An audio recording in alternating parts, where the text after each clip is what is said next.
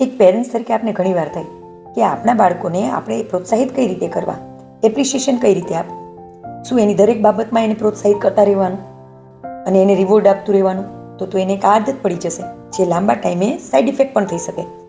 તો આ તમારી ચિંતા સાચી છે. બાળકોને કંઈ પણ કામ કરવા માટે રિવોર્ડ વારંવાર ન આપો. જેમ કે તું આ કરીશ ને તો હું તને આ આપીશ, તું હોમવર્ક કરી લઈશ ને ત્યાર પછી હું તને આ આપી દઈશ, તું આ કોમ્પિટિશન માટે વિનર થઈશ ને તો હું તને આ આપીશ. આવા રિવોર્ડ બાળકોને લાંબા ટાઈમે એમની માંગ વધતી જાય છે, જે એને માત્ર રિવોર્ડ પ્રેમિત બનાવે છે કે કંઈક મળવાનું છે તો જ પ્રયત્ન કરવાના, નહીંતર નહીં કરવાના. આની જગ્યાએ તેના પ્રયત્નને, તેના એફર્ટ્સને પ્રોત્સાહિત કરો. જેમ કે એને મહેનત કરી છે ને પછી રિઝલ્ટ કંઈ પણ આવ્યું હોય તો એના માટે એને એપ્રિશિએટ કરતા રહો. તો બાળક નવું શીખવા માટે હોશે હોશે તૈયાર થઈ જશે.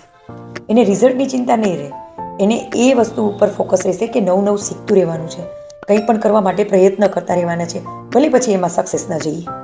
બસ આ એક માઇન્ડસેટ આપણો થઈ જાય ને, અને આપણા બાળકો માટે પણ આ થઈ જાય ને, તો એને આગળ વધતા કોઈ નહીં રોકી શકે.